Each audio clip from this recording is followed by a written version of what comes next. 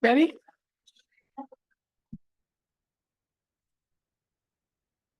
Okay.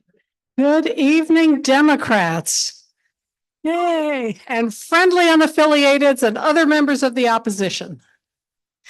I'm Vicki Shea. I'm the chair of the Farrington Democratic Club.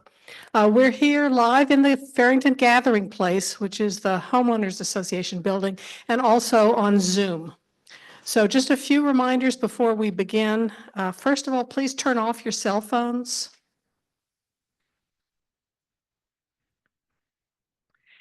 And please don't throw away the beverage cups. They're hard plastic and we wash them in the dishwasher and use them every meeting. Okay. Trying to live our values. To ask a question, please wait for the microphone.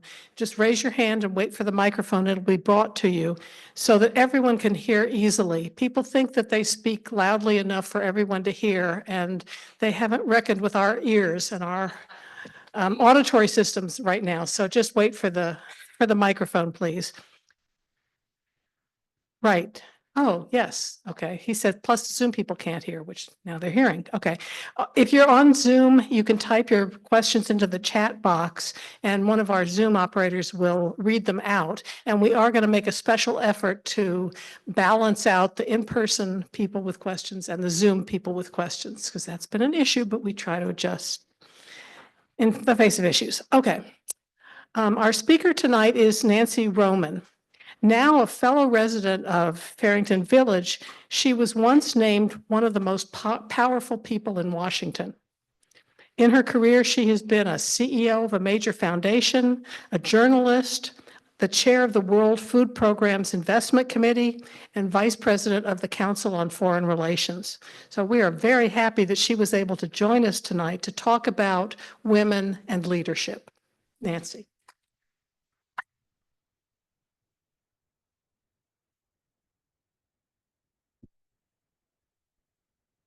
Thank you, Vicki. It's an honor to be here. And one of my credentials for Democrats is most recently, before I retired, that's all right. I ran Michelle Obama's foundation most recently. So it's an honor to be here.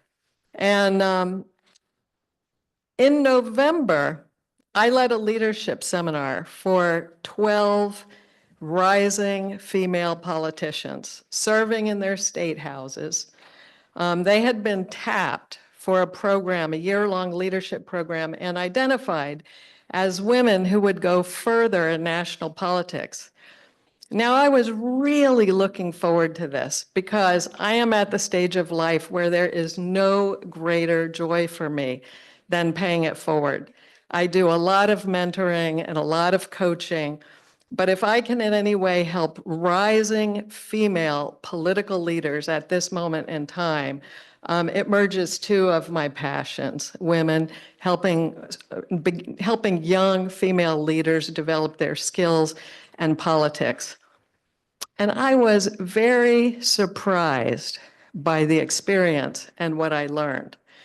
At the opening lunch, I gave these female leaders a 10-minute talk about women in confidence.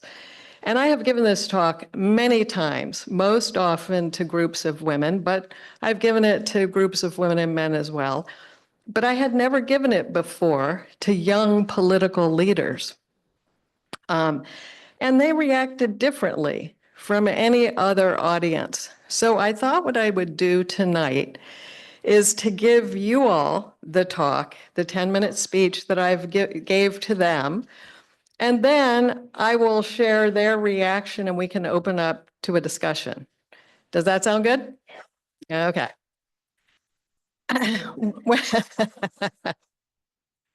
When I was 28 years old and working on Capitol Hill, I met the Minister of Tourism for Niger at a cocktail party. He was there with the Minister of Trade, and it was organized by African embassies seeking tourism. And I was there as a young, poor congressional aide looking for free food. I went with a girlfriend, and I knew too little about the world to really appreciate fully how unlikely a candidate Niger was for tourism as the least developed country in Africa. But in any event, I found these guys very interesting, and I invited the two of them, the Nigerian Minister of Trade and the Nigerian Minister of Tourism, to my home for dinner, along with my boyfriend, who's now my husband, Stephen, some of you know, and a girlfriend. And we all convened in my one-room efficiency apartment for dinner and argued about polygamy deep into the night. Now, the minister returned my invitation with an invitation of his own. He said, "Why don't you come to my country and see what tourism is like in Niger?" So months later, I took all my vacation and traveled alone to the capital city of Niamey on the west side of Niger.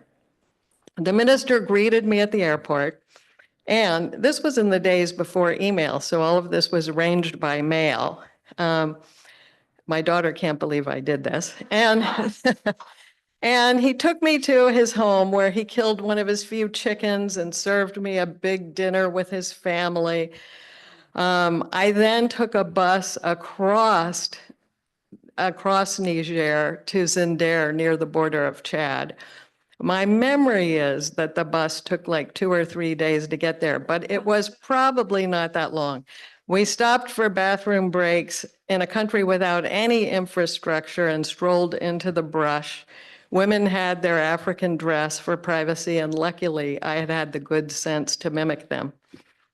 But by the time I reached Zinder, I had contracted a germ so virulent that I lay with my face in a latrine for 2 days, not sure at all that death would be any worse than what I was going through.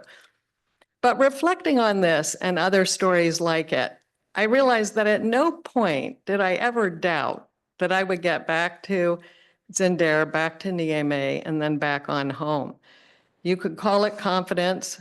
You could also call it stupidity, naivete. But whatever it was, I was confident as a young congressional aide who had never before traveled to Africa that I could cross one of the least developed countries in the world alone, without guidance and without incident. Now, decades later, when I received the Washington Business Journal's award in 2016 for Women Who Mean Business, the excerpted, bolded quote from the hour-long interview was, "You don't have to be perfect to be confident. Confidence is key to successful leadership, particularly for women." In the article, I elaborated. In my experience, women set far too high a bar before they will allow themselves to lead with confidence. Now, when the story was printed, I was very disappointed with that quote. That wouldn't have been what I would have emphasized from the whole hour of brilliant wisdom. But the feedback from dozens of women really let me know that it resonated. So I began to think more deeply about the role of confidence and to probe my own experience. Why are we slower than men to find our confidence in leadership? We so often take longer than we should to find this confidence, and those of us in leadership roles have seen exceptionally bright women on our teams struggle with confidence. We've seen them pass over even trying for a promotion when they're clearly qualified but don't feel like they're qualified. And we have seen young female leaders that we're grooming struggle really to bring self-assuredness to their own direction.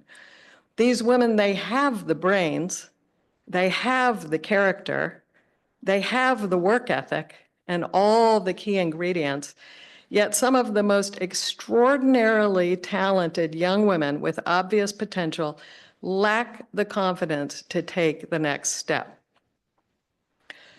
Confidence derives from the Latin con fido, with trust, to proceed with trust. So for the person starting out, that often means trusting the boss and trusting the coworkers. For the leader, of course, it means trusting her troops. But whether an employee is just beginning or making her way up the ladder in the corporate world, in the nonprofit world, in the political world, trust in herself is essential.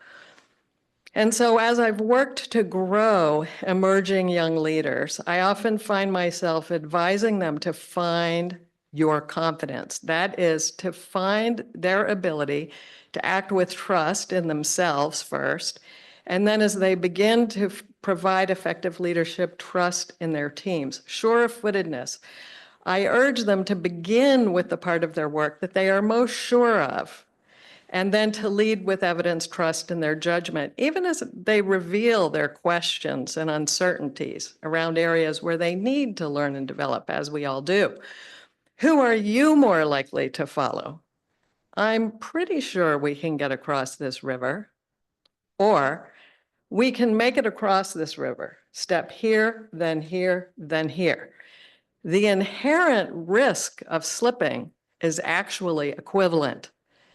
But the actual risk of slipping is greatly reduced when a leader believes in her troops and provides clear direction, and then they in turn believe and embrace in their own abilities to succeed. That's what a leader does, helps people embrace their own ability to succeed. And so again, I often find myself urging these young women, find your confidence. So how do we develop confidence? I'll briefly consider 3 building blocks: nature, nurture, and workplace development. Because there must be an innate element to confidence. Beings, and you see this even in cats and dogs, are born with differing degrees of assuredness. Some are skittish and some are brazen. And nurture plays an absolute role, to be sure. My mom was a very strong woman, a calculus major in college before it was cool for women to like math. My father was born to a high school dropout who eloped with Justin Roman in the mountains of West Virginia. She had 5 children and was pregnant with the 6th when her husband died of an allergic reaction to sulfur medicine. She worked in the Depression sewing nuns' habits for a nickel a habit, but she grew her own food and cured her own meat and boiled water on an outside fire to wash her clothes. And all but one of her children graduated from college. And her sons, including my father, not surprisingly, entered adulthood big believers in women. So Mom and Dad were poised to nurture confidence in their girls, and I am absolutely sure that many of you in this room have fostered it in your daughter and children, your sons as well. The workplace plays a role too, and I think a particular role for those of us coming up earlier. My first internship in college was at the Waco Tribune-Herald. And that was when journalism was a very male field. My reporters were all men, my fellow reporters, and certainly the editors were men. And a grizzled night news editor gave me my first assignment: drive over to the house of the parents of a teenager who was the victim of a triple slaying and get a quote. He heard the questions in my eyes. Shouldn't we give space to the parents who are grieving? Is this even appropriate? To which he replied, God damn it, Roman, get out of here and get me the quote. I left journalism to become a press secretary on Capitol Hill when 98 members of the Senate were men. My boss was a man, his chief of staff was a man, our legislative director was a male. So later, when I went into business, I rose to become president of a Wall Street firm that advised clients on politics. That was the malest world of all. All but one of 200 clients I engaged with were men. My staff was mostly PhD educated men, 15 or 20 years older than me. Even when I arrived at the Capital Area Food Bank, which was the very first place I ever worked with more women than men employees, I reported to a board of 23, 20 of them men, and the executive committee, 5 men. So as I reflected on this question on confidence and how we develop it, I wondered whether working around so many men was in some ways useful. Could it be that in my earliest days, surrounded by men, I subconsciously mimicked their expressed confidence? I did, in fact, carry a briefcase, and I did, in fact, wear suits. But whether nature and nurture have fostered it or not, for women to reach their potential in leadership, particularly political leadership, confidence must come.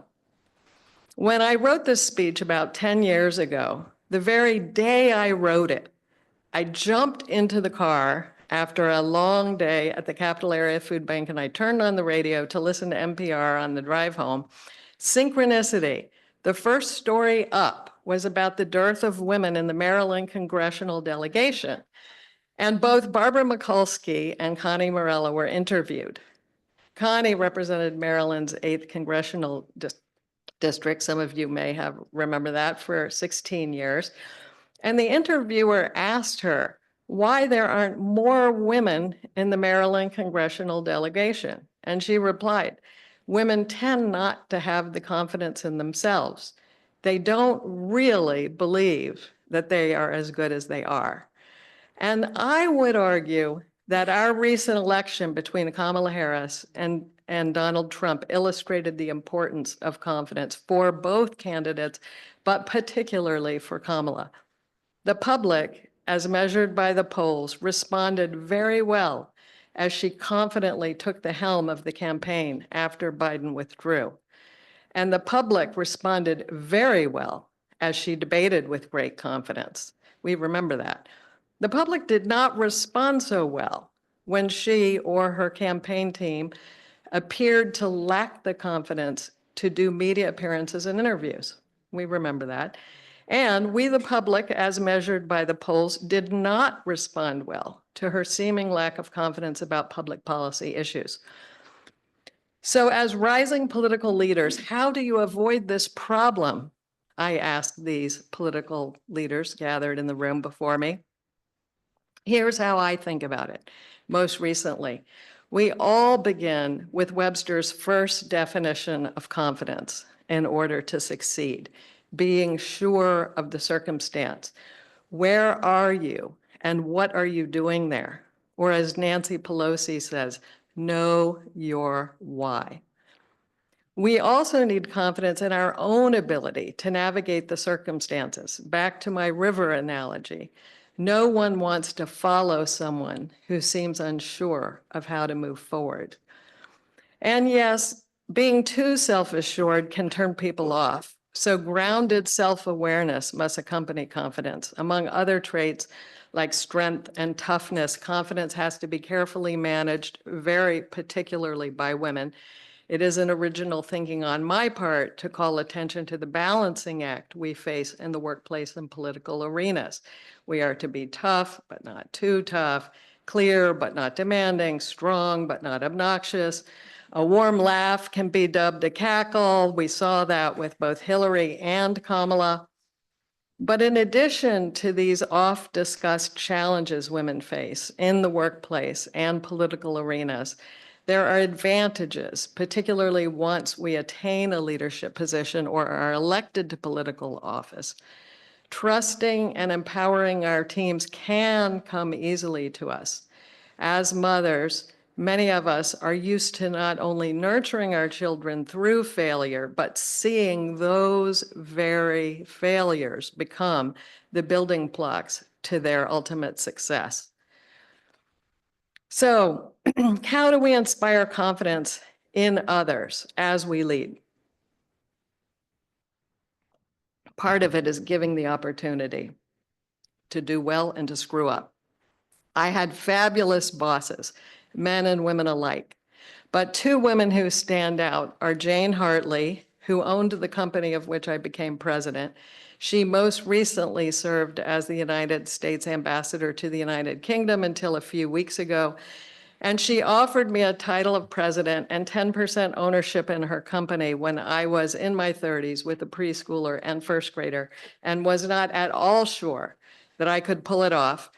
She took me to a very nice dinner in New York and said, Nancy, I know you have a lot on your plate, but I believe in you. You can do this. And from there, she let me steer the company. This was a risk for her because she employed many men with more tenure and more experience than me, and I was untested. But she saw leadership potential that she was willing to take a risk on. And that's part of what we have to look for and observe. The second was Josette Sheeran, for whom I worked twice, first in journalism and later when she was appointed to run the United Nations World Food Program. She gave me a large portfolio and kept adding to it. She applauded my successes and didn't fret about the missteps. And that allowed me to build my own confidence and to take risks that led to big wins. But there were missteps. In one particularly painful instance for me, we had put a good deal of resources into a crowdfunding tool that was way ahead of its time. I and my team had negotiated some large global pro bono communications deals with the C-suites of PayPal and Microsoft, and they were going to promote this tool on a date certain and guarantee back millions of dollars raised for global hunger. But we had failed to allow sufficient time to test, and after all the work and all the promotion, the tool wasn't ready on launch day. After leaving the office well after midnight, I let Josette know, I stayed so long hoping, I let Josette know about this disaster and our exposure with our Fortune 500 partners and the media, and I have not forgotten her reply. Completely unruffled, she said, Nancy, you are doing so much good right now. I cannot afford for you to get spooked and skittish. Do the damage control. I won't saw off the limb behind you. Jane and Josette Sheeran are self-confident and sure-footed women, to be sure, but they were also confident in their teams, even when we misstepped, which gave people on those teams space to develop and room to build success. And I think this ties to the political, and we can discuss later. So at first, we need to trust our own ability. Both nature and nurture contribute there. And once in the workplace, opportunity and running room allow for deeper confidence to take root. For emerging political leaders, that can mean asking for a bigger assignment or asking for clarification when directions from leadership are not clear, and sometimes it isn't from political leadership. It can mean offering to write a bill in an emerging area that interests you and then driving it forward. For bosses, it means identifying talent and then encouraging both with words and with opportunity. It means leaving lots of running room. It means providing the freedom to fail. It means allowing for challenges that require stretching. So I believe you women in this room can find your confidence, I told them. Your constituents have elected you. They believe in you. So go out there and lead con fido. Okay, that's the end of the talk to them. And now back to the talk to you. At this point, if I'm giving the speech to a group of women, there's usually a sense of enthusiasm and several hands, fling into the air, and women begin telling their stories. They describe how they're finding their confidence, what they're doing to find their confidence. They ask questions about struggles on their team or why some of their amazing women aren't more confident. But there's lots of good discussion and they're engaged and the room is really optimistic and somehow empowered. But in November, when I was addressing these 12 leaders, 9 of them rising Democrats, the response was so muted. Gradually, a hand tentatively went into the air. As one House member from Georgia explained how she was not confident at all and couldn't imagine ever feeling that way. A second leader, and remember, These were leaders who were chosen from among dozens and dozens and dozens as the women most likely to rise in politics.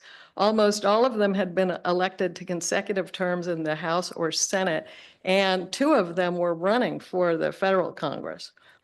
A second leader, said it was too dangerous to step out in today's political climate. Another explained how, as the first queer Black legislator, she struggles to feel confident in a male heterosexual world. And an interesting conversation unfolded from there, but it was unlike any other that I had had following this talk.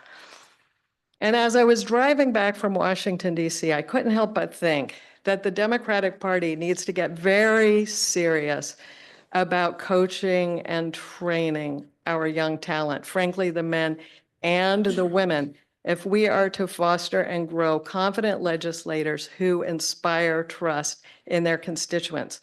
The playing field may be tough, but politics is not for the faint of heart.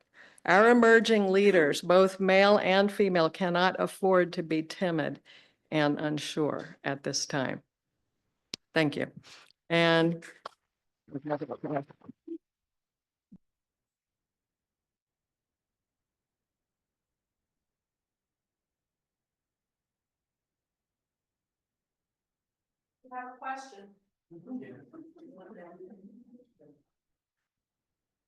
I have a question regarding the national and also state Democratic parties. If you have any insights into whether or not they're using marketing groups to help them with their messaging.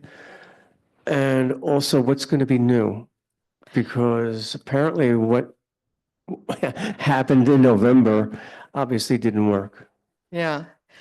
Well, I do know some things about this, but I just want to say, in the spirit of full disclosure, I'm not an expert on all things deep down in the weeds at the national level, but I do have strong opinions that are semi-informed, let's call them. And having spent a lot of time in Washington, my whole career in Washington, and having been there, very recently, and talking to,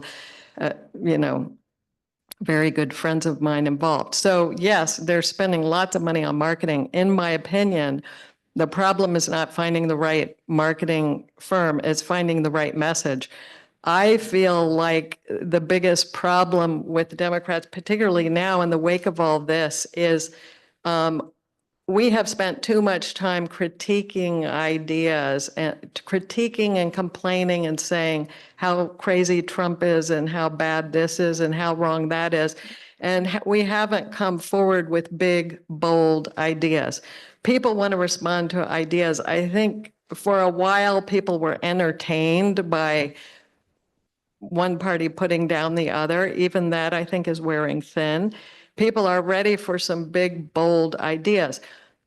My view is that a lot of the underlying frustration with, we all know, inflation, the economy, but also with government. The public was frustrated with government, not just Trump, and it's all for well-meaning reasons. In other words, government slowed down over time. And why did it? Because we wanted to put in place a lot of protections. We sue to protect indigenous peoples. We sue to protect various species. We sue. And the remedies to those suits are very time-consuming processes that slow down government. So whereas you used to be able to build a bridge in a year, it now can take 20 years to build a bridge. The public's frustrated with that. And so Trump comes in and says, I'm going to blow up government. Why aren't Democrats coming in and saying, let's make government work more efficiently in more exciting ways and offer some very real specifics? That's my view. I think we could hire the best marketing firms in the world and spend umpteen millions of dollars, and it will do no good until we have some confident, strong, articulate leaders coming forward with ideas. And then the marketing could help. But that's just me. What do other people think?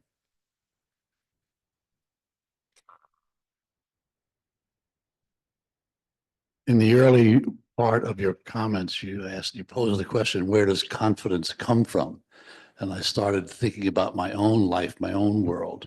And as a young person, I think one of the places where I developed some confidence was on the playing field in team sports. Yeah, Where basically you can make a mistake on a soccer field 1 second, and then you can score a goal a minute later. And the idea, you mentioned at near the tail end, the freedom to fail. yes, Failure is really as you said, a building block. If you make a mistake, you should learn from that mistake and move on. yeah, And if you haven't been in a situation where you've been given the opportunity to make a lot of mistakes, like on a playing field, mhm, you don't necessarily inculcate that.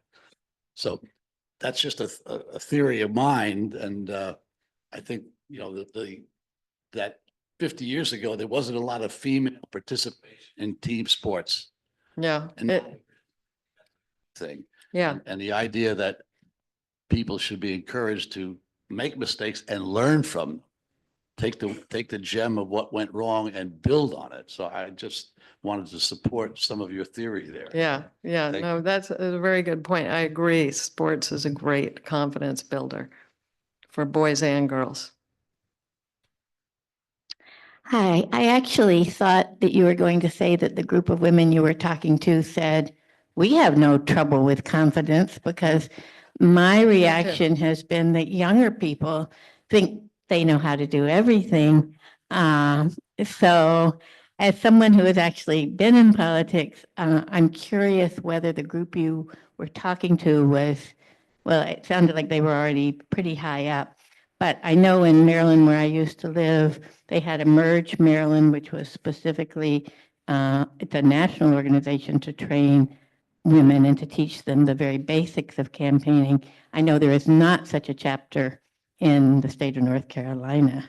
And if you're living here now, which I didn't realize, do you think there's any chance that we could start a chapter of something like Emerge, if not Emerge itself? Because it is very true, and Jason's right. I was actually interviewed for a book once, and it said that men, from the time they're playing high school sports, come out with a game plan for how they're going to get a law degree and then run for local office and then run for higher office, and that women won't run unless they're asked. Yeah. And At 3 least times, 3. yes. And likewise, when you're talking about even going, and I'm sorry, I'm talking so long, but you really hit a nerve with me. So I've heard many times that women in the workplace, if they're looking for a new job and they see a job description and it lists 10 things that they need to be able to do, if they can do 7 of them, they say, I'm not qualified. True. If a man looks at the same job description and has 3 of the things, he says, I'm it. Or 2, yes. So I'm just curious. I still think women do find it hard. And certainly the recent fate of our last 2 female political candidates doesn't make it any easier, I don't Not think. at all, yeah. So, Well, all good points. And I do think that we could and should, and that's kind of the note that I left the talk on, think proactively about how to groom and develop young women leaders in particular. But I think, even leaders, I mean, you do have to learn the skills. And, you can learn them by jumping in and copying others. I mean, that's kind of my approach, but I think there are better ways to do it. And it's one of the reasons I do so much coaching of young women. And in fact, I have a coaching business now. That's what I do. But it's critical. And yes, I think it could and should exist in North Carolina. I was saying to Vicki, when I retired, I intended to really get to know the political landscape here really deeply and well, but it's remarkable how quickly your time fills up. We have a comment from someone in the Yep. Zoom. 2/3 of Americans don't have a college degree. If you were speaking to the working class women with a high school degree, would your comments on leadership be the same or different?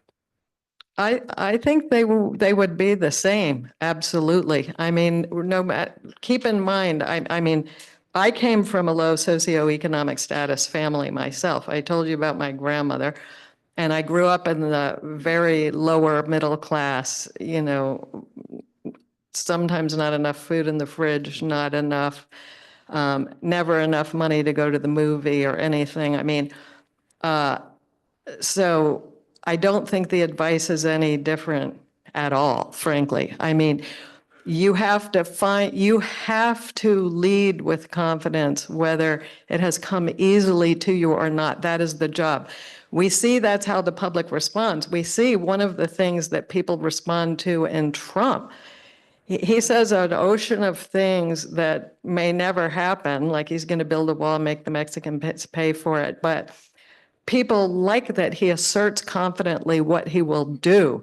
And some of it gets done, some of it doesn't. And I'm not saying we necessarily mimic that approach, but I am saying that we have to pay attention to what the public responds to. It might be a good personal quality in a friend to be very self-deprecating and pointing out all your many weaknesses, which we all have. It is not a good quality in an elected leader. Yes, you can admit that you're unsure sometimes and be a little bit vulnerable, but most of the time, you're the person saying, we can cross this river, step here and here and here. And if you're not saying that in a way that gives constituents hope, so yes, my comments would be exactly the same regardless of socioeconomic status. We have two questions over here.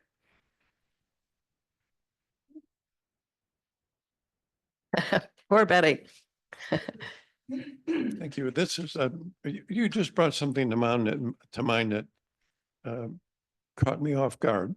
And that has to do with leadership. And I'm thinking about leadership and a career of being involved in leadership and realizing all of a sudden that, it takes two to tango. Part of the skills of a good leader is to build good followers. Yes. And it seems to me that that's an underserved part of the responsibility often, that confidence to the people that you're working with and to do it in a way to allow them to grow. They aren't necessarily in a leadership position, but they have the confidence and the will and the energy to support the leader. Yes.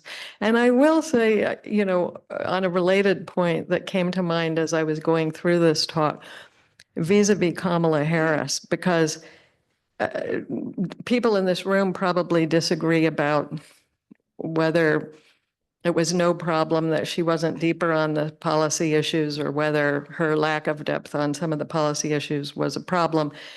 Intelligent people can and should disagree on those kinds of things.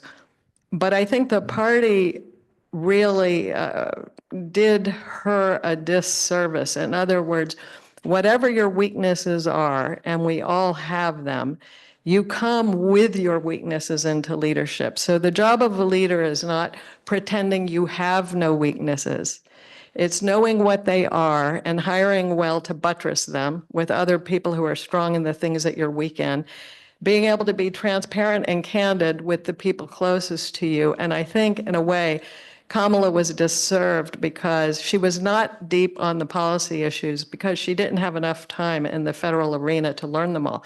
I knew them better than she did simply because I covered politics for so long, both at a company and as a journalist.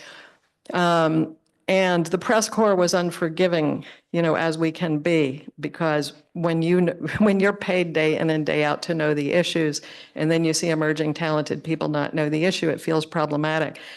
But I think there could have and should have been a way. She was clearly extraordinarily smart. She clearly came up to speed quickly on issues that she learned.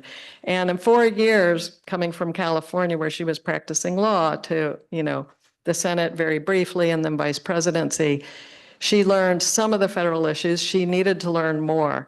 And really, the party should have trained her, told her what to expect, coached her on how to respond to the fact that she had developing knowledge on the issues and needed to develop further knowledge on the issues. But you can't just pretend it doesn't happen and then not do media interviews, in my view. But Betty. You passed Betty.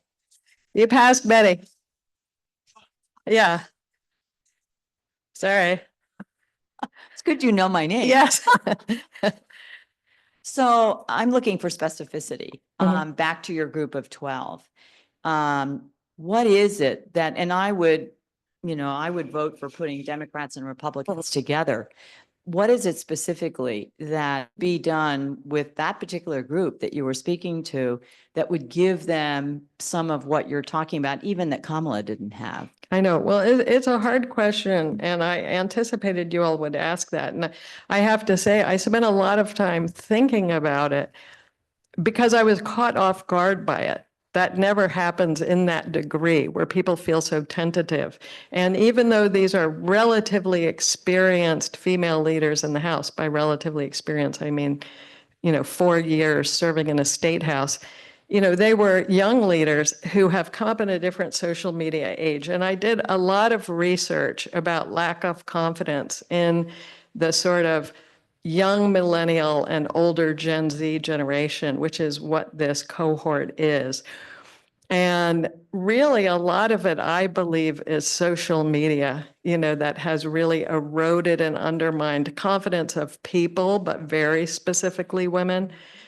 And you're more aware of every negative thing anyone thinks at any given moment.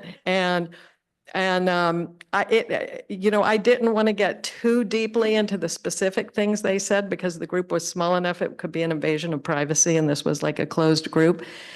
But a lot of the conversation revealed that they get, feedback on social media and everything that really undermines their ability to, act, with confidence. So I think that's just a broader societal problem that, we have to reckon with and address. And I think leadership training is going to have to begin to include that. And even though when I was at the United Nations, I brought Twitter to the UN, and it was the first social media that any UN agency had ever had. It was so controversial. And we flew in our 75 country directors into Rome, and the executive director and I explained like what we were going to try to do with Twitter. And I remember vividly the country directors being like, what if people say this? What do we do this? And we just said, look, we need to really try. And when and in the end, it turned out to be a good thing. And I think for one thing, we were ultimately able, not just because of Twitter, but through being a semi-modern agency online, we're able to raise funds for global hunger through that channel. But I remember the first time we went live, the hatred and bile pouring into the comments from people. We were a hunger organization feeding hungry people. And people would say, like, why are you feeding those ugly chinks? And just the stuff that would come in. I was so horrified. I wanted to like shut down the whole experiment. But, we moved through it. And I think one of the things that's very hard, this is my view, and I tend to be an optimistic person. I think the vitriol and nastiness that out there is a very small percentage of really the total public. But it's the dominant percentage, and it draws attention, and some would argue, if you listen to Ezra Klein, which I'm sure many of you do, attention is the currency today. It used to be money, now really what's valuable is your attention. And negative attention is as good as positive attention. So for the specificity, when I peeled the onion, I felt like social media had played a very detrimental role with these young leaders. And, I'm not the best person to solve that. Maybe our kids will be because they understand it better, but we have to do something. And we see that, in the election writ large too.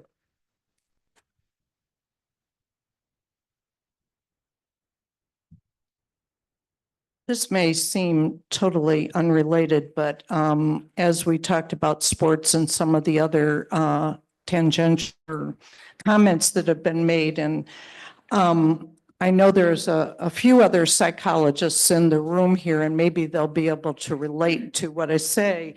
But in the early 70s, there was a study that, one of the first studies that looked at the differences between boys and girls and mothering. And Nancy Chetero, who is one of my most favorite people of all time, talked about how girl children were held in a circle facing away from the circle, all the same age children, where the boy children were faced outward by their mothers. And I think that at a very, and we're talking toddler age, really sets the stage for many women growing up during that time and those of us that are the age we are now. I don't know if that study has been replicated, but I saw it time and time again with the people that worked for me, the young women and the young men, and their differences in facing the world and being there and being present. Interesting. Hi there. Hi. Thank you for that interesting presentation. I'm kind of interested in networks and the kinds of networks that women can develop. You mentioned the importance of building trust and feeling that one is part of a supportive community. And I'm kind of curious about the 12 women who were in the room with you there. Were they connected to each other? Were they Yeah, part of a network? It's a good What question, kinds of yes. opportunities That- did they have? They were brought together by this organization that I serve on the board of, which is called Future Caucus. And it is a nonprofit organization dedicated to really recruiting and training young leaders. That's what we do. Democrats, independents, and Republicans. It's about 70% Democrat and 20 or so percent Republican and independent. And to opt into the group, besides for getting elected to public office, you have to believe in civil discourse, talking to the other side, certain rules of civility and, to be sort of solution oriented. And I've been on the board of this thing for 10 years and I really believe in it. It's very well run by Layla Zaydeen and it's really grown. And so there are now, as a member of it, 500 elected members of state houses and I think about 54 members of Congress who belong to Future Caucus. And so Future Caucus decided that, gosh, we need to train the women because you could observe most of the members of Future Caucus are men, not women. The men come with more confidence. They're moving up quicker.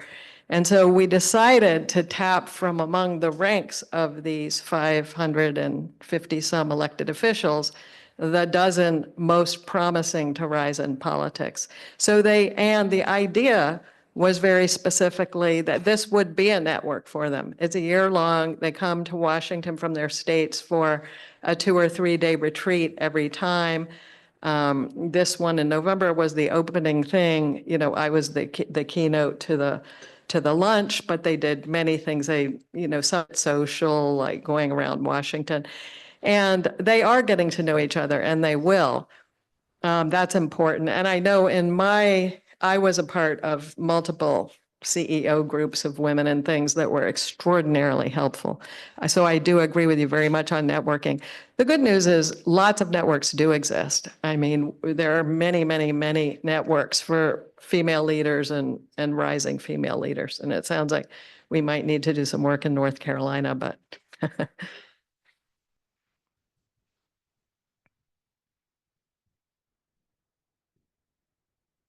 Do you have any thoughts about who are the influencers in Washington that would listen to ideas from us in this club or from other Democrats who want to try to find a message and a policy that would influence voters who are independents and in Republicans who are wanting to look for new ideas and could join a new majority?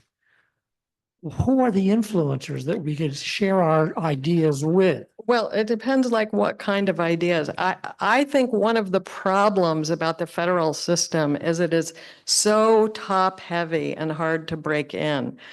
And this is, I'm very good friends with Sheila Nix, who is Kamala Harris's, campaign chief. And, if you have a career for 35 years in Washington, D.C., you know loads and loads and loads of people just because you're all young, dumb congressional Hill aides together. And then you grow up and end up running things.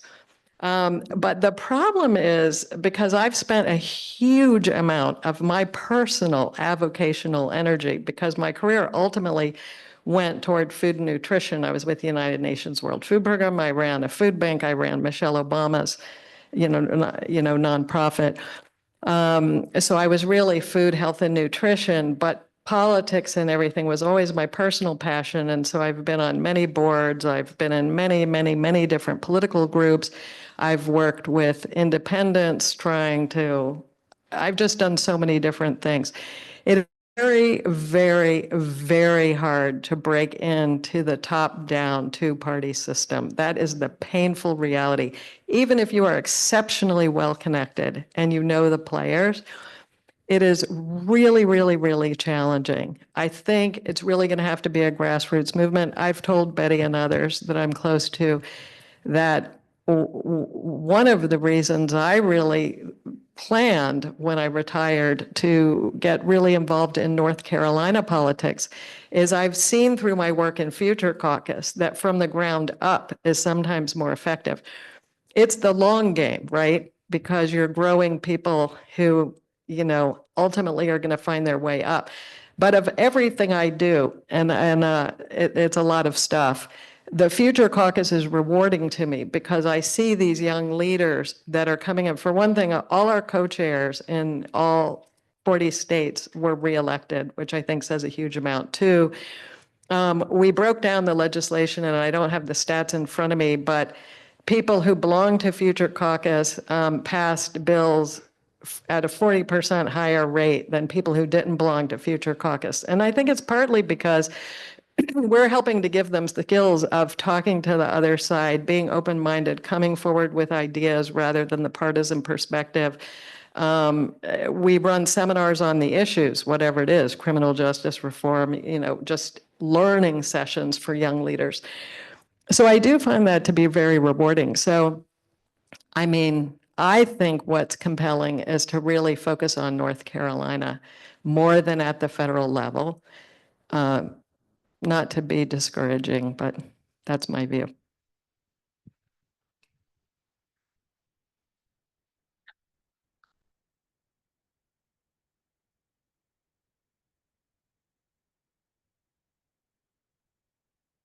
In that vein, are there 2 or 3 up and coming Democratic young women in North Carolina who you would think we should be more aware of or perhaps financially support or some other way support? North Carolina isn't my expertise yet. I'd be interested to know in the room who you think is a good rising, person in the state. Of course, I know our Democrats who represent us, but I don't have a opinion yet. But I think, it's important for us to start thinking about that, finding and identifying candidates here, at the state level. Because when you look at the national level, my guess is that the Democrats are not going to put up a woman anytime soon.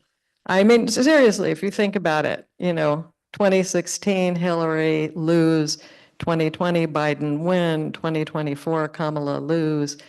There is it's very hard to tease out, but of course we all know there's unconscious bias. And it's very hard to measure unconscious bias. And, we all have it. And a very humbling experience I had is, when you get recruited for these big jobs that the search firms now require you to take these never-ending personality tests to find everything wrong about you. And when I was recruited for Michelle Obama's thing, one of the tests was a bias, an unconscious bias test. And they fired gazillions of questions at you, and you had like 1 second to answer them all. And then they basically decide, they tell you, what are your hidden biases? And they said, well, when the recruiter was reading out my results, she said, actually, you don't have as many biases as most people, but you do have one that's really troubling. And that is, you believe that men are more likely to be effective leaders than women. Now, at this point, I had been leading things for 20 years, but you heard my talk about my male experience, right? And at first I thought, how could that be? But then I thought, well, how could it not be? I had lived in a world where everyone I had led around had been male. So if I have an unconscious bias that says that men are more effective leaders than women, imagine how that played out in the electorate with people who probably think of themselves as very unbiased, as I think of myself as very unbiased, but we have these hidden biases. I think it will be hard for a woman to become president. I think if it does, it would be easier on the Republican side. Yeah, I mean, just because, the rap women get is that we're too soft, we're too easy, we're too focused on the social issues, we're not tough enough to run the military, we're not tough enough to be commander-in-chief. Yeah, and I know I'm saying things that are probably unpopular, but I would be very surprised if the Democratic Party put it at the national level in the near term. But I think the work to be done is putting good women into the pipeline. And I feel somewhat sheepish about the fact that I can't cite people, but I've been planning to do this. But I told Vicki when I retired, I didn't realize how quickly your time fills up. It reminds me when I wanted to, when I went on maternity leave and I thought I was going to reread Kierkegaard. Ha ha. But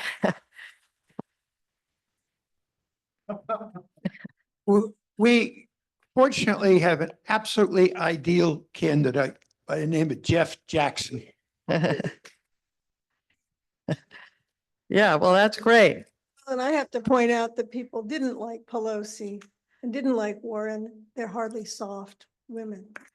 Well, I will say one thing about Nancy Pelosi, who I know somewhat. When I was a reporter, I spent several days with her, interviewing her as a working member of the House when she was still in the House. I've interviewed her gazillions of times. She addressed this group of women that I did also.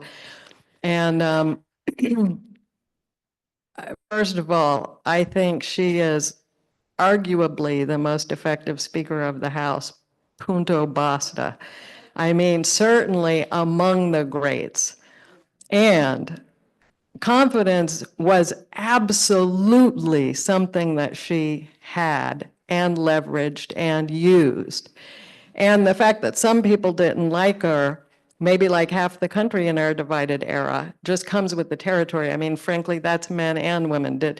Some people don't like Mitch McConnell. People didn't like Newt Gingrich. I mean, if you are the Speaker of the House, you're not going to be beloved. But she was respected and she was effective. She was extraordinarily effective. And something I paid attention to, she addressed our group, our very small group. And so we were at this time in November, we had already lost the election, and everybody was wanting to drill her about her role in getting Biden out of the election. And so we were drilling her. What did you say? Did you talk to him personally? How did you do it? How did you decide to go on Morning Joe? Da da da da da. And I'll never forget, she said, when you decide to run for politics, she said, it is a decision to win. She said, you are making a decision to win. And she said, everything else is reverse engineered from there. And it made me realize that she had just calculated that Biden was not going to be able to win.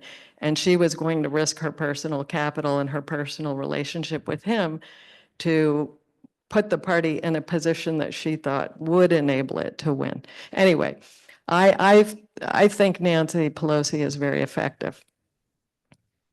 Well, kind of along those lines, I just want to comment that the the Republicans in the Senate, it seems to be the women who are the ones that are speaking up to say, no, these things aren't right. Yes. Yes, absolutely. Murkowski, Collins, others. So maybe one or two more questions, but first I'm going to say what I want to say, which is that one of the people, a rising person in North Carolina is Sydney Batch, a woman who's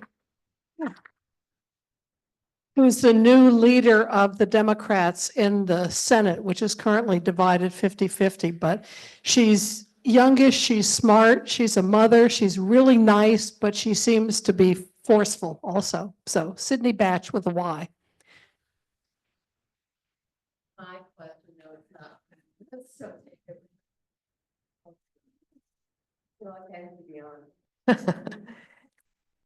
Hey, well, first I have to say, do you know Neighbors on Call?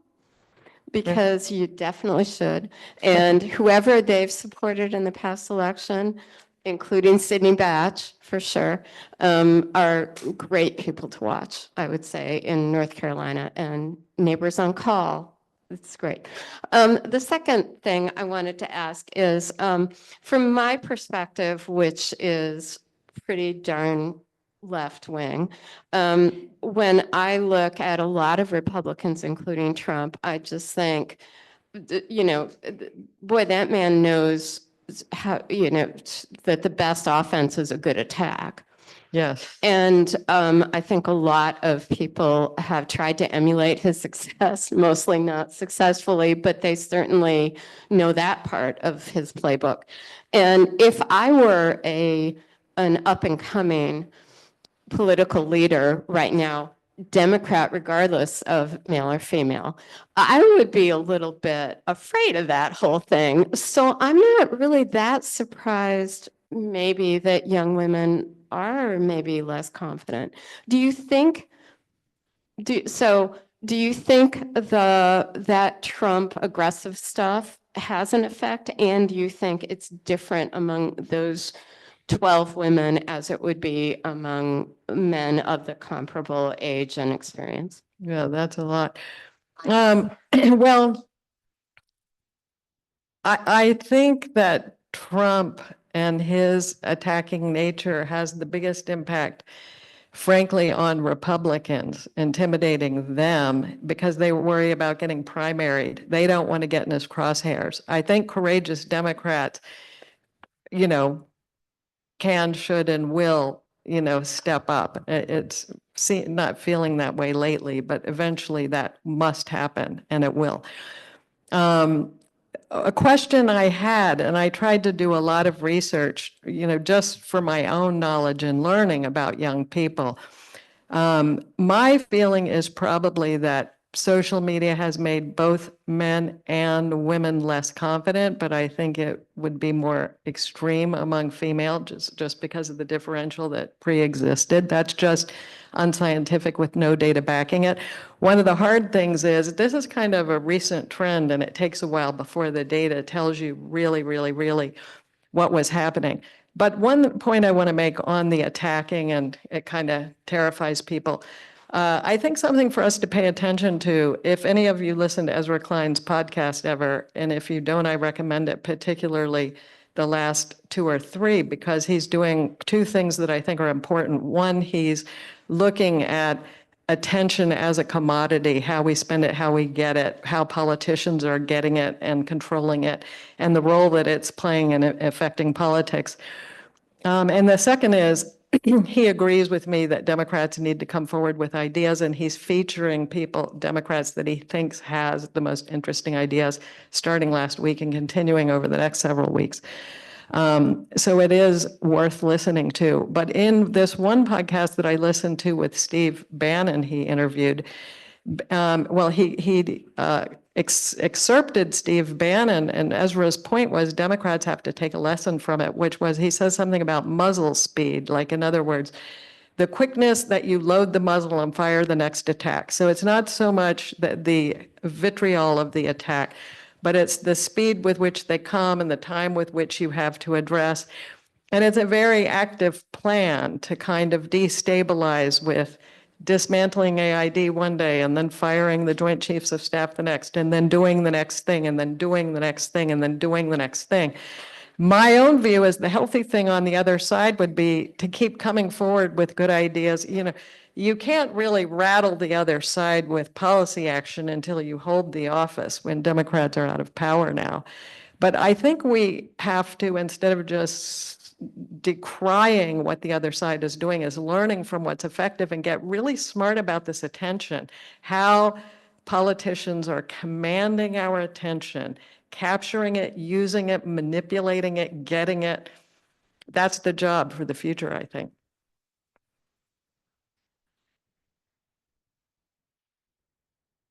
I'd like to temper your pessimism about Democrats producing a female president. Oh, good. I believe we've got two current governors in Hochul and Whitmer, I love Whitmer. and we're going to have two more in Sherrill and Spanberger. Yeah. And of those four, I think any of them can probably achieve more than Vice President Harris was able to do. It's true. I don't disagree with you. I'm a huge fan of Gretchen Whitmer in particular, but I think any of the four of those are good. A couple of them less tested, but I think there's some strong, capable leaders who, from what we know now, would seem like they could be effective leaders at any level of politics. It's not that I don't think we don't have anyone who's able. I think that the party apparatus is going to be too fearful to attempt to confront the unconscious bias of the electorate. I'm not saying that's what should happen. I'm predicting that that's what will happen. But I would love to be wrong. Think Good. about how many male candidates from one party lost in a row, and they still voted for men. True, but the reason they lost probably was not because there was unconscious bias against their gender.